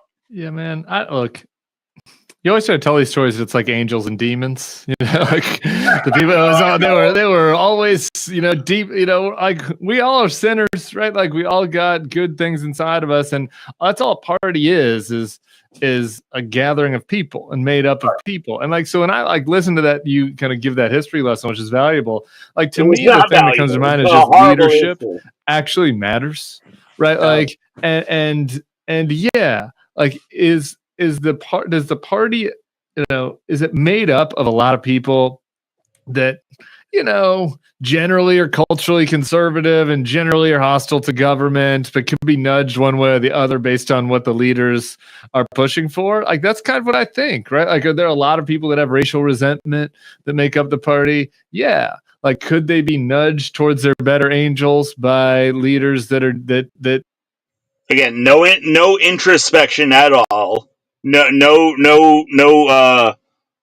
parallel thought of, well, how does that affect the left? Is the left maybe persuadable by their leaders? In what way? No introspection. Just apparently the right are the half of the country who are these malleable idiots, and the left are, um, 100 million Socrates walking around. It's ridiculous. that know how to speak that language? Yeah. Could they be nudged towards their darker impulses by ones that want to unleash it? Yeah. Like, so to me, like, that is what I see. I see, the party, maybe we didn't notice how strong that strain was. So some of us that were inside the party, I don't know, maybe Roland noticed, but some of us are inside the party didn't notice how strong that, sinner strain was, if you will. But, and maybe it was bigger than we expected it to be. But yeah, it was definitely always there. And I think that and that's why the people that disappoint me the most are the ones that are in leadership positions that know better, right? Because they are. We know that they're there because they told us. They told us on January 7th. They told us in 2015. That's why all those old clips that we all do of Lindsey Graham from 10 years ago get me so mad still, because it's like, you're telling us that you knew better, but you've given in to these darker impulses. And I think that failure has happened periodically throughout history, as you laid out. But it wasn't the, first of all, Tim, yes, I did recognize it, which is okay. When you're looking to Roland Martin as the the enlightened advisor, you got an issue. This is the Three Stooges. I saw it clearly. I knew what you were going to say. I handed it to you. No. It's very simple, which is why this was published. Look at you. So again, I wouldn't need people to understand the basis of my book, White Fear, and how the browning of America is making white folks lose their minds. So I'm explaining to people the basis of it. All right, now I think we're going to get some grade A race hustling here. So let's go. Strap up. Here we go. White Fear. I'm almost done with my novel Black Fear. I'm sure it won't be sure I won't be censored or canceled in any way. It was a survey that was taken, and it was shortly before Obama was inaugurated. Okay, a survey. And the question was asked: Are you optimistic about the future of America for your children? One survey. Black people, Hispanic people, Asian people, everybody, majority said yes. Only one group was less than a majority, white America. Now, this was after Obama was elected, but before inauguration. Yes, is that what you're saying? Yes. Most mainstream media people ain't deeper than mustard on a hot dog. Okay. So they're not going to go deeper. And I was like, yo, what's up with this? And I remember having a conversation with John Avlon. We talked about his book, Wayne Nuts, or whatever it's called. And I said, John, we are living in the beginning stages of white minority resistance. He was like, the white Americans are the majority of people in the country. I'm like, yes, but they're going to be acting like they're the minority. So what did you begin to see? Well, if anything, over the last 10 or 15 years, let's be honest, the Democratic Party has tried to build a coalition where they patch together everything that is not, most specifically, everyone in America who is not a white man. They want to put all of those people in one group and say that every evil transgression that's ever happened in history is because of the white men. So white people in general are not a minority, but the Democratic Party has gone out of their way to isolate white men into being a minority. That's the coalition that they've been banking on for the last 10 or 15 years. See, Glenn Beck, Obama hates black people. You begin to see what Fox News was doing. You begin to see the rhetoric. You begin to see Tea Party. You begin to see. Again, the Tea Party was almost purely economic. But because Barack Obama was a black man, that's what the Democrats did. Ever since Obama became president, see, before Obama, you could disagree with the president's policies, and because it's a white man, then you were just a Republican who was disagreeing with the policies of a Democrat. But once Barack Obama became president, if you're a Republican who disagrees with the policies of a Democrat president, Barack Obama, that means you're racist. So the Tea Party was, in their eyes, the way they want to paint it is the Tea Party was built on racism because they opposed Barack Obama's policies. It's manifest destiny. They set up a situation where they know that no matter what you say, unless you just follow whatever Obama says, then you're racist. If you disagree with Obama, you're racist. If you don't vote for Kamala, you're racist and sexist. Thankfully, it didn't work this election. Barely. I mean, I think Kamala, to get the amount of votes that she got, is fairly ridiculous. So apparently, it still works to some extent. But again, earlier he was talking about being ruthless. They need to be more ruthless. That's the most ruthless part of the Democrats' plan over the last 10, 15, 20 years. Is as long as we put up a candidate who is a woman or a minority, or hell, if they were disabled, watch next time the Democrats will put up some guy in a wheelchair, and now if you disagree with the guy in a wheelchair, now you're ableist. Just like, well, look what they did with Biden. Their last president, they had a white man, so they couldn't go with that. But if you disagreed with Biden, you were ageist, right? Somehow all of us were out of our minds to say that Biden, wasn't really on top of his game. But so if you disagree with Biden, you're ageist. That's the Democrats' whole shill. That's their whole game plan. Put up a candidate, and what they were calling Kamala the first. She was going to be the first Southeast Asian president. Like that's a thing. So now all of a sudden, if you disagree with Kamala, you must have deep rooted hostility towards Southeast Asians, right? We didn't know that about America, but now it's come to light. There's a huge epidemic of Southeast Asian phobia going around.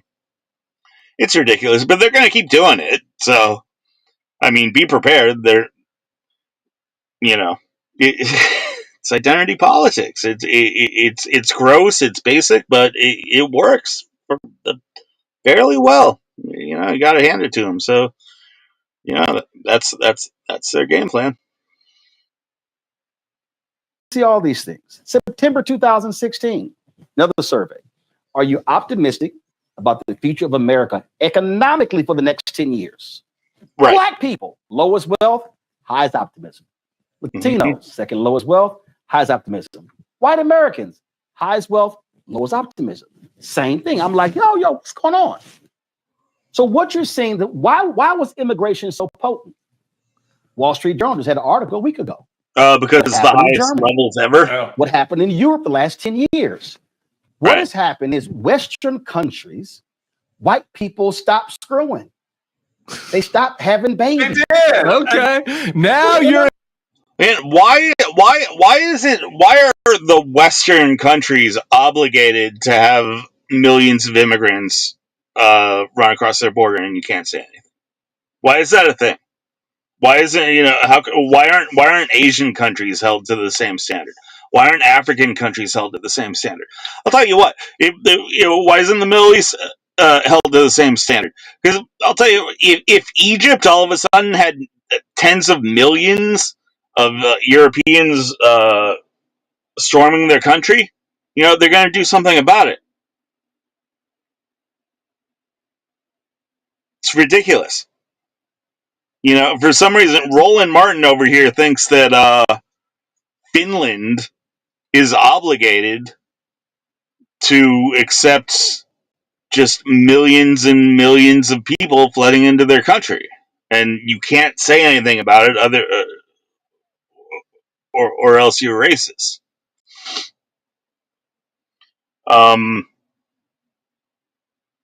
It's ridiculous. Countries exist because there's a border. There's a line on the map that says, here we are. This is where our country begins, and this is where your country ends. Without that, you don't have a country. You just have a group of people.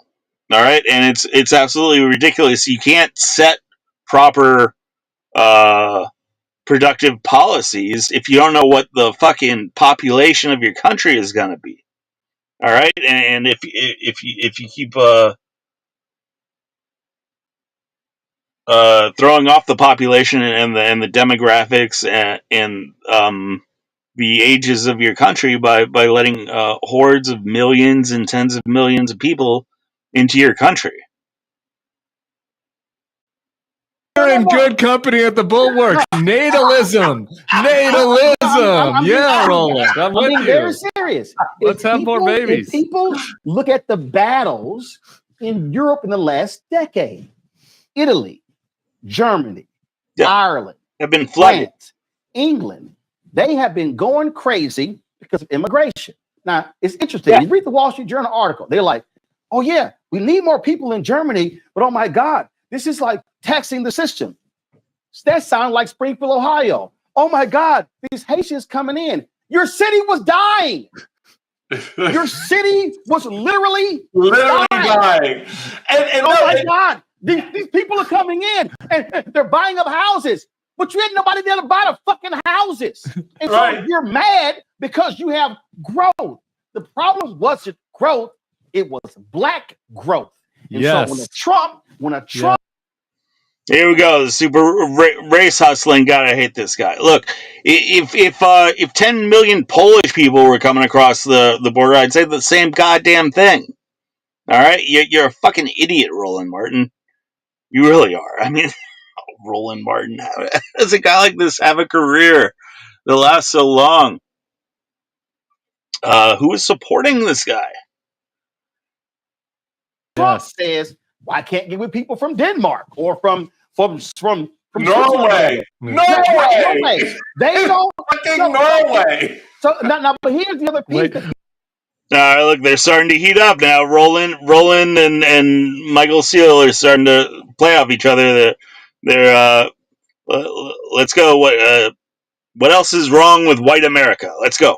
But this is though why the Biden economic plan didn't work. It's not about economics; it's about culture. They put the plans in Red America, but they need to have brown and black people to work in them. So then it was bad. And so the attacks on DEI, the attacks on affirmative action. You got white men running around like, oh my God, we can't find jobs. When because of the attacks on DEI, the numbers of new board of directors. It was a low of 52% white, now it's up to 69%. So you get this entire culture that, oh my God, we're losing. Our way of life is going away.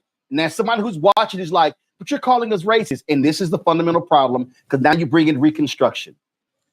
The view is, my views of immigration, that's not racist. My views on DEI, that's not racist. Dr. Phil, he named his network Merit TV. Mm-hmm. I believe in merit. Right. When is the last time you heard Dr. Phil or any Republican say, you know what? I think legacy admissions is bad. You know what? I think it's bad. I mean, I'm not too big on legacy admissions. I'll say it. I'm a white guy. You know, I'm not too big on it. But I mean, you know, kind of makes sense. If you're running a business, you're handing out diplomas. If you've already given some guy has already come through your system and given you $100,000, and you give him a piece of paper, and then he has a kid. You know, that's probably just good business. But yeah, frankly, I'm not too into the legacy admissions. I'm much less into the government having anything to do with these fucking universities. The government shouldn't be involved in the universities at all in any funding, or the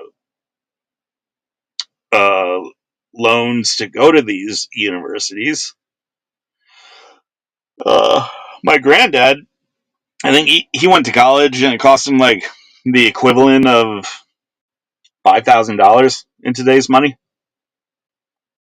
They have jacked up the price so much for these degrees, and they have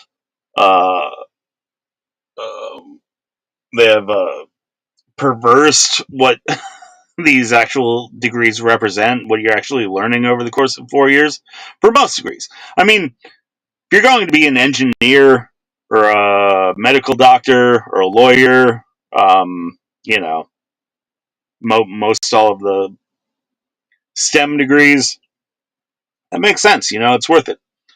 Pretty much anything outside of that these days, anything in the humanities, any liberal arts degree, you're seriously just paying a ton of money to go play beer pong and have guys like Roland Martin shove their political philosophy into your ear for 4 years. That's all you're paying for. So, kids, go be an engineer, go be a doctor, go be a lawyer. Do not spend $100,000 on a gender studies degree.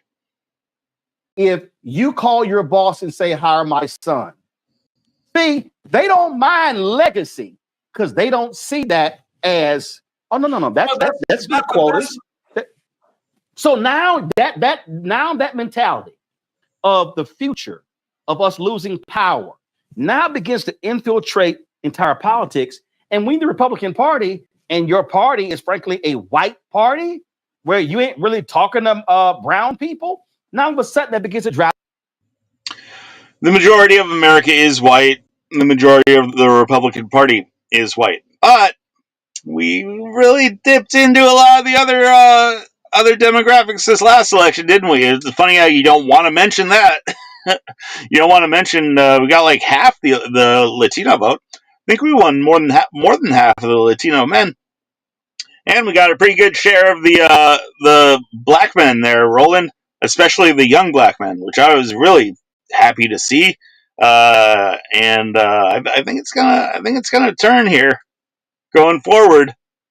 We traded in some of the batty old blue-haired women, shifted side, but I'll happily trade in those loony old ladies for the young, industrious, black and Hispanic and Asian men who have seen enough of your bullshit and are waking up. So, scoreboard. Drive your policy. And here's the last piece, which I lay out in my book. Mainstream media has not wanted to touch this. I'm about to blow y'all away. An anchor of a broadcast network called me and said, I would love to have you on my show, but my producers don't like the title of your book. I said, I talked about those very producers in my book. So the problem that is mainstream media, and I'm going to go ahead and say it, ABC, NBC, CBS, MSNBC, Fox News, of course, CNN, they don't want to have the real conversation that whiteness is also identity politics. They only see identity politics as you black people, you Latino people, you gay folks, and you women. Gay people. Literally not identity politics. literally not. Now, if we were proposing policies like, hey, you have to have a certain number of white people going to college. Hey, you need to set up a certain number of programs to help out disadvantaged white children. That would be identity politics. We were saying, hey, white people need a special pass to get on the bus. That's identity politics. Simply being white and having an opinion is not identity politics. It's not. I hate to break it to you. There's a distinct difference between a group being majority white and having an opinion, as opposed to your opinion drawing out distinct advantages for specific demographics. That's identity politics. But seems simple enough, that difference. But Roland doesn't get it yet. Maybe he will. Maybe he'll see the light one day. So we don't want to contend with the cultural battle. Is actually a battle of whiteness. That explains, in large part, the reaction to Vivek Ramaswamy and Elon Musk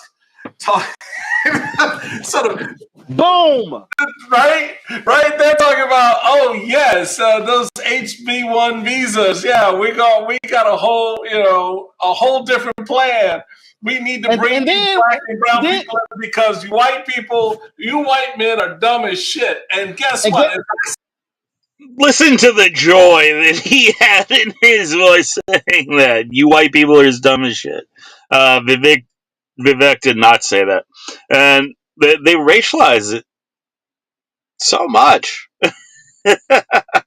Vivek's opinion on the visas, they really try to make it like he was ganging up on white people. He didn't actually say anything racial. They've interpreted it that way extremely, but man, they sure did love that, seeing a disagreement between factions in the Republican Party. They really don't have anything to go on since they lost the election, so it's pretty much going to be 4 years of just chatter from the peanut gallery in the back, but like, the Republicans are fighting with each other. I think that's healthy. I'm glad something like the visa thing gets out in the open. Get a little debate on it, because I think there are some issues with those visas, and not that I think we should still have them. But the system can definitely be reformed, which the Democrats were saying for the last 4 or 5 years. They were saying that that visa system should be reformed because it's not quite fair for the employee. But yeah, petty mudslinging. They're like, oh, the Republicans are fighting with each other. Hey, I'd much rather be having disagreements over policy after a W than having disagreements over policies after an L. Because you guys over on the left, you got some serious splits, especially when it comes to a lot of this fringe cultural stuff. I think that whole trans thing that's not going to be an easy fix for you guys. It really isn't. Because I know there's a good quarter of the Democratic Party that is super tied to some pretty out there, pretty woke shit that, the majority of the Democratic Party is kind of like, can we just, can we not deal with that? But you need that 25% of loonies. Otherwise, you won't come close to winning an election. So you need to court that 25%. So yeah, every party, is going to have some fractions inside the party. But hell, better do it after a win. Better do it with a majority, which we have. I said Elon Musk, Vivek Ramaswamy. None of these folks, and this is very true, all these billionaires that are coddling up to Trump himself, they're not, Elon is not hiring these folks to work at SpaceX. He's not hiring You don't think so? No, the guys from the MAGA rally? You don't think any of them are going to work for Palantir? Hell no. Or Peter Now here are they going to get into it? Now we've all seen the Democrats have been really hung up on this whole education thing, right? Every chance they get, they want to talk about the college educated versus uncollege educated. Well, just to be clear, the only difference between the parties is women. Frankly, the college educated women. College educated men split 50-50. Democrat, Republican. It's all the college educated women. I'm sure a huge percentage are these, these women who went to some college for 4 years and got a degree in gender studies. They voted Democrat. Yay! I don't think you can really use that as an example to say that the Democratic Party is more educated than the Republican Party. There are plenty of highly educated Republicans. Also, it's really funny because they really only latched onto this. We're the Democratic Party, we're the educated party, when, it switched over. Through historically, more college educated people voted Republican. Actually, back when a degree mattered a lot more than it matters today. But you don't see them going back in history and saying, well, I guess, the Republicans were the party of college, the educated party. We were just the dumb yokels back in the day, but we just got educated in the last few years. But now they really want to hang their hat on the fact that they got a good chunk of the college educated women voting Democrat, and now they really just they see themselves as the educated party, the intellectual party. It rubs a lot of people the wrong way. They seem like ivory tower liberals when they talk this way. Very pretentious, but they haven't really picked up on that. So yay, another W. Teal? He's not hiring MAGA rally. This is what I keep saying about those idiot MAGA people. Donald Trump won't even let y'all walk through his hotel lobby. He don't give a damn about these people. And it's working too. I got some friends from college from Ole Miss that went and up to Chicago and sent me a selfie from the Trump Tower dinner they were having. I was like, you guys are marks. Dude, you talking about marks? Wait a minute. You had well done, crazy. Donald Trump's tariffs the last time he was, because I don't say president, I say occupant of the Oval Office. The last time he occupied the Oval Office, he literally caused farmers to go bankrupt in the Midwest. Sure did. And I remember reading a story where this one, if y'all want to know how delusional these people are, one of the farmers said, I know I lost my family farm, but I will support them again. I said, you have got to be out your right there. It is. That's a great patriotism right there.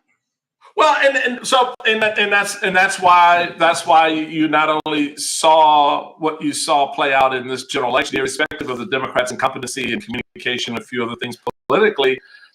It seems as if it's almost a little bit baked in when you have that response to someone like Trump. So, Tim, what does the second term look like that begins in 2 weeks? I'll answer that. Just let me just really quick on you can't counter that. And maybe you can, but maybe you can't. But here's my thought. Go ahead. Yeah, I just said briefly, just that part of it though is the Democrats have to realize they're in a culture battle and fight on culture grounds that are winning culture grounds. Not culture grounds make them feel good, but culture grounds that are politically winning. That goes back to your point from earlier, Roland. But like, the Springfield is such a prime example. The people who say this was about economic, and sure, elections are complex, inflation played a part, but like, it's not really about economics. Like their anger was about culture, but the Republicans gained some ground on that culture fight with working class Black and brown folks, and Democrats need to fight that battle, and the Democrats need to be the party again of calling for change that cares about these people's lives and wants to make them better. And I'm talking about all working class folks across the board, and not like be the party of the incumbents. Right.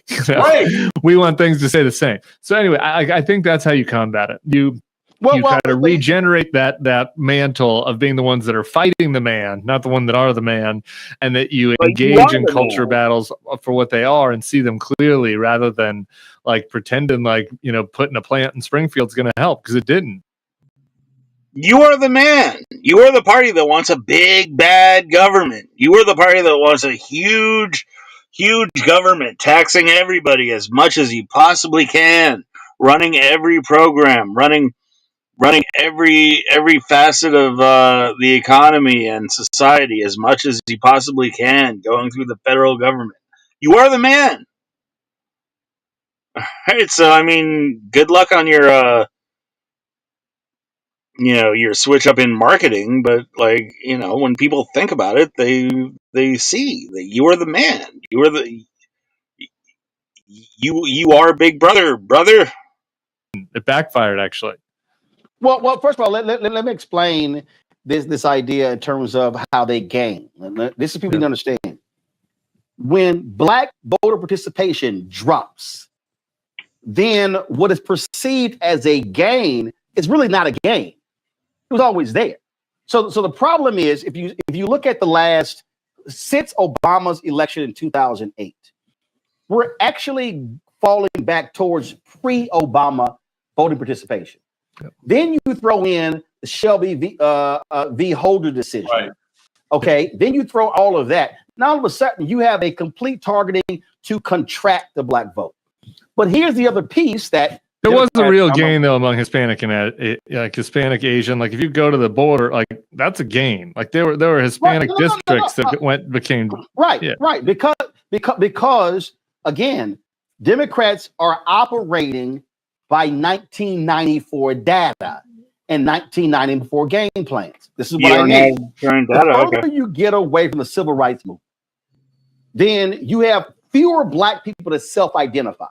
Okay, so 65 and older, that baby boomer, they will self-identify as Democrats. So you go to 55, then 45, lower.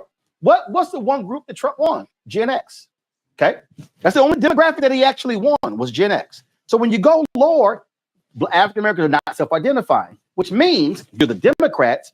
You just can't just roll out the usual game plan and say, oh, they're going to show up. No. Aww. What did Jen O'Malley Dillon and David Plouffe and Quentin Folks and Stephanie Cutter do? They ran that Obama plan from 2008. Yeah. That shit don't work in 2024 because the person who was 10 in 2008 is now 26. And so that person is like, what you gonna do? So here's what I think when I say, how do you counter it? And I said this to Obama, and I said to the Biden people, I don't understand why they still play games. You got to be willing to go look broke ass white people in the eye. Broke ass white be able to go. See, when you say wait for Trump to fail, all Republicans, please get rid of the Affordable Care Act. And then you want to go to the brokest, thickest, reddest, whitest parts of Alabama and Mississippi and Arkansas and say, you know, we passed that law for your broke stick ass. And the people you keep voting for screwed your health care. They don't want to do Medicaid expansion. They don't want Medicare for all. Yeah. See, this guy hates white people so much. He really does. He really does. Oh, man. You got, see, broke white people in America don't actually think they broke. Well, see, they know it. But see, you gotta be willing to look at me in the eye and say, you gotta be willing to look at my eye and say, oh, I'm sorry. That we built that. Oh, by the way, he voted against it. She voted against it. So we see they don't. I think a big part. I think so hard. I think a big part of what you're saying there goes to the heart of a very important point that taps into the identity politics and the culture politics. Is one of the things that has been successful, I think, in the political speak, in the political indoctrination and culturation of a lot of poor white people, is the fact that whiteness was a safeguard. At the end of the day, I'm still not like you.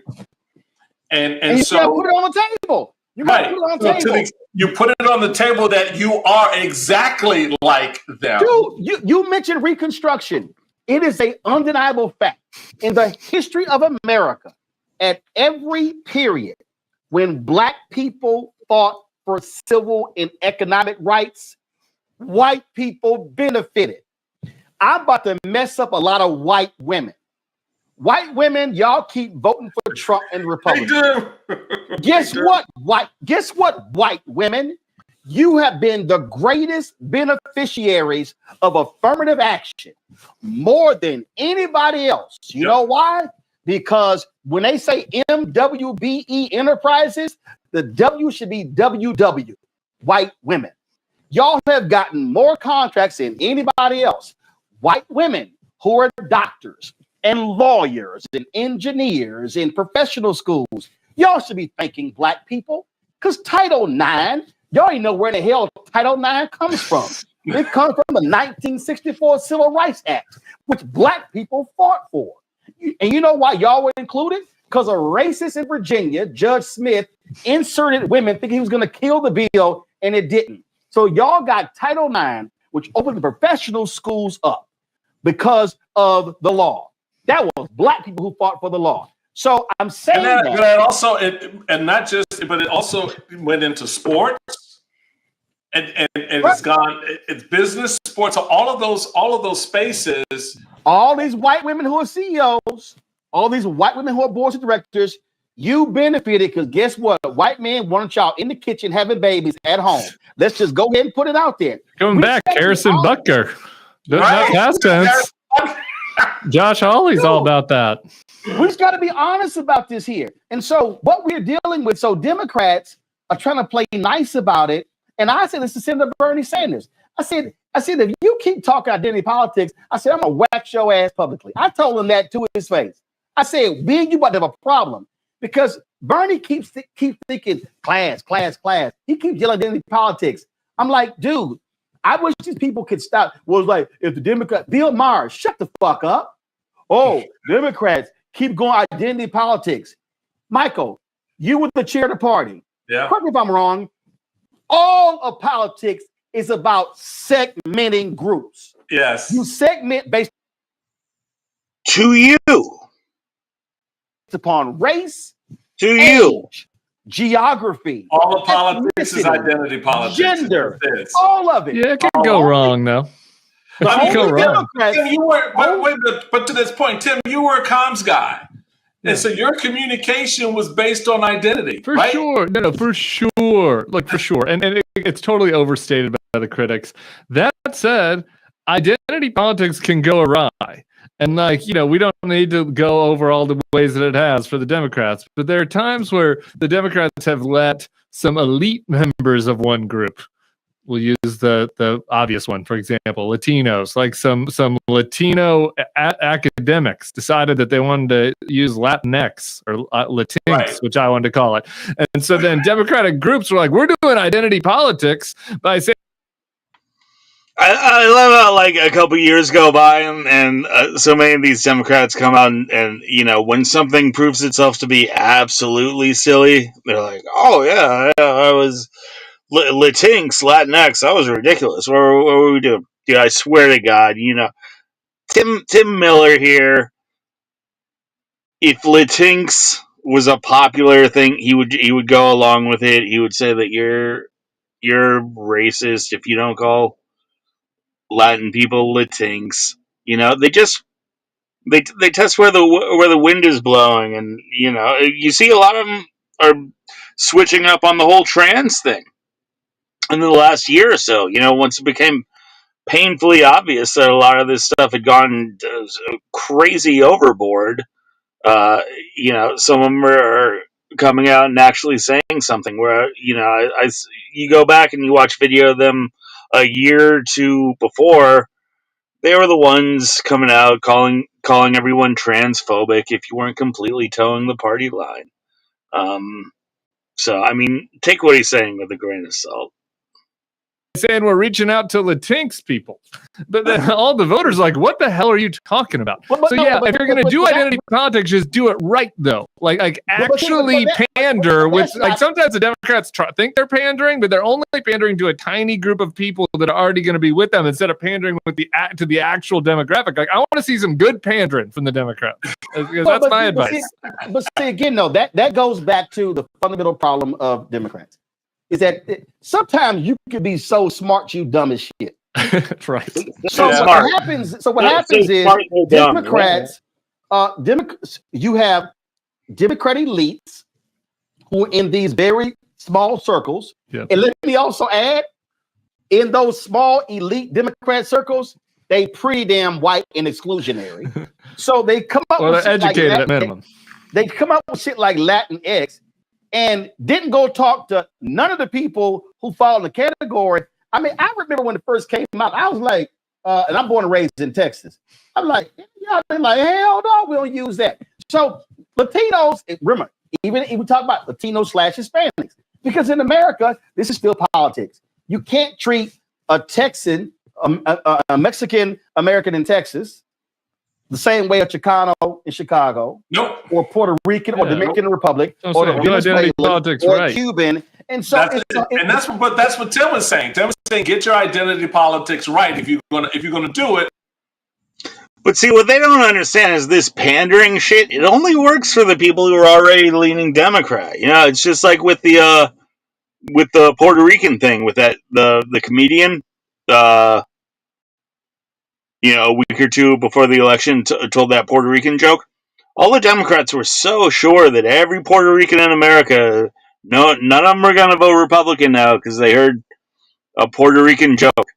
I mean, I hate to break it to you, but the Puerto Ricans in America who are already conservative by nature, and general Republican disposition, don't give a fuck about a Puerto Rican joke, Irish Republicans don't give a fuck about an Irish joke. Black Republicans, they don't give a fuck about black jokes. So, I mean, you're pandering, your plan for pandering to all these groups.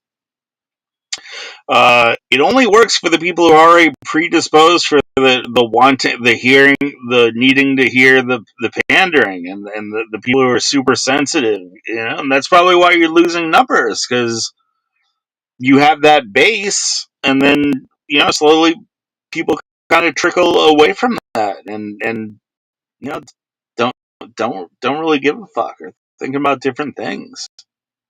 They're not going to like. I can't imagine being a Puerto Rican and you're a Republican, you're a conservative person. You hear a Puerto Rican joke, and so you think, oh, well, I guess I'm a Democrat now.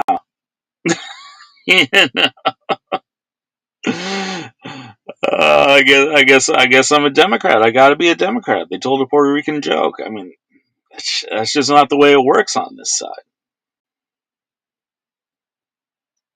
Do it right.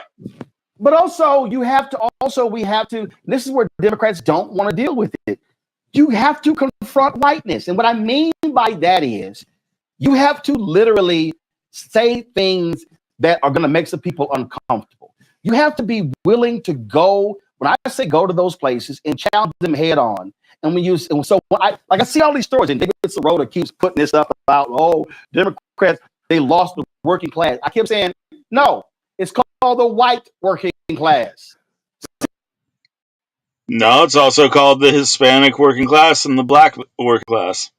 But go on. They don't even want to say it then because they don't want to even confront. If we just put all the shit on the table right now, if you look at what Biden and Harris did, Democrats did for the last 4 years, please tell me how the white working class or the working class got screwed. The white working class got a hell of a whole lot. But when they got sent home for like a half year with the COVID shit. You shut down the country. Said you couldn't go to work, and actually a ton of them you said you couldn't even keep your job if you don't get the vaccine. You flooded the market with money, causing crazy inflation, raising the prices of all the daily goods. So that's how the working class got screwed, and that's why they voted your ass out of office.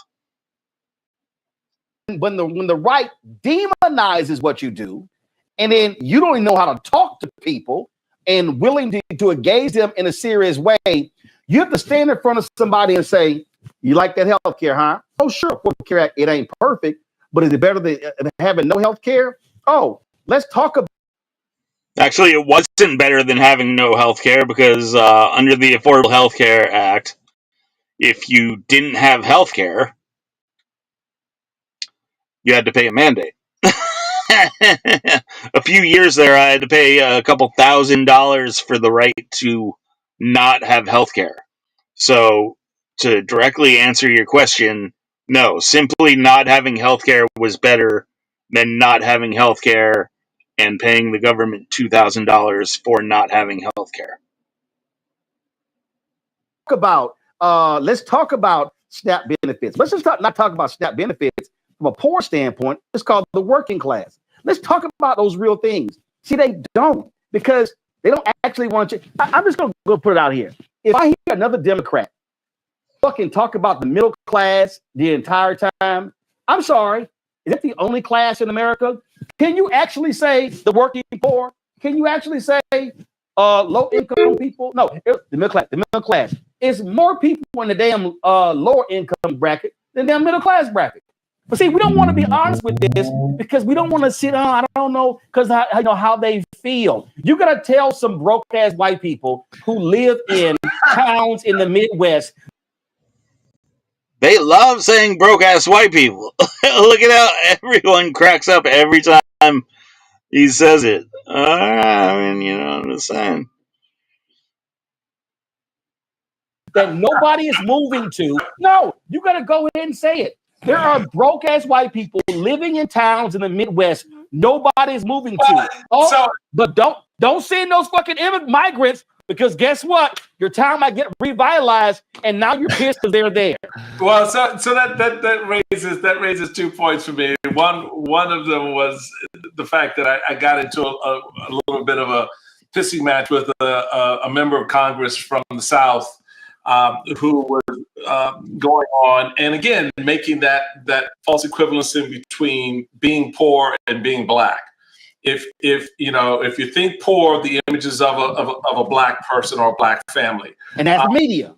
And I had to point out to him that in his particular congressional district, the vast majority of the people on welfare were his white constituency. In fact, African Americans in his district were doing quite well.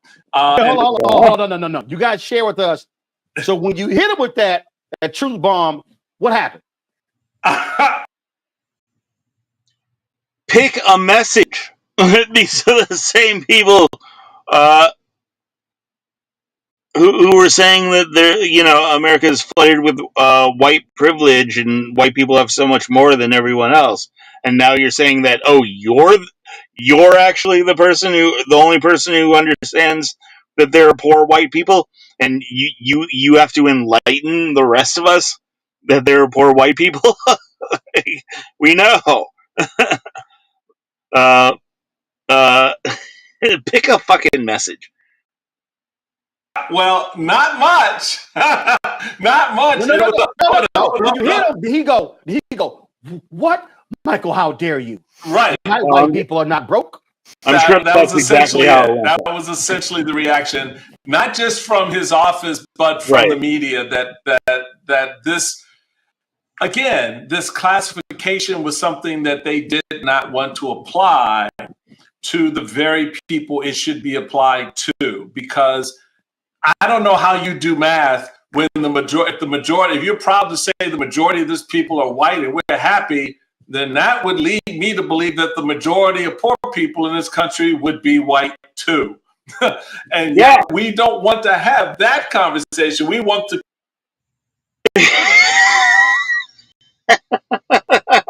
We've had that conversation. You people, you too. I've seen you too talk about how how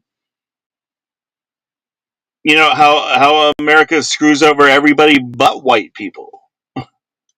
And white people are just like your lives are fantastic in America. It's ridiculous.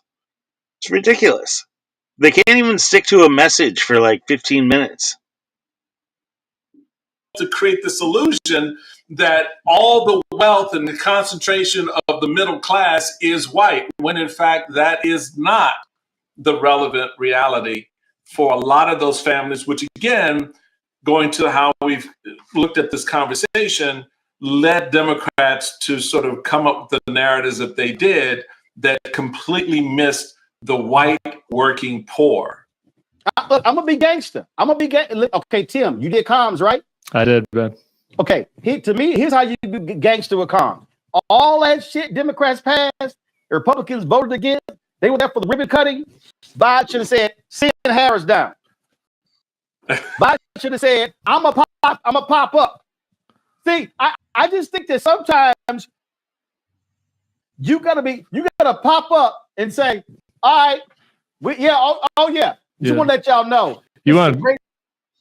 Okay, very gangster. Very gangster. That's how you be gangster. All right. All right, we're clocking. It's been over a couple hours, so there's a few more minutes, but I think it's probably enough for now.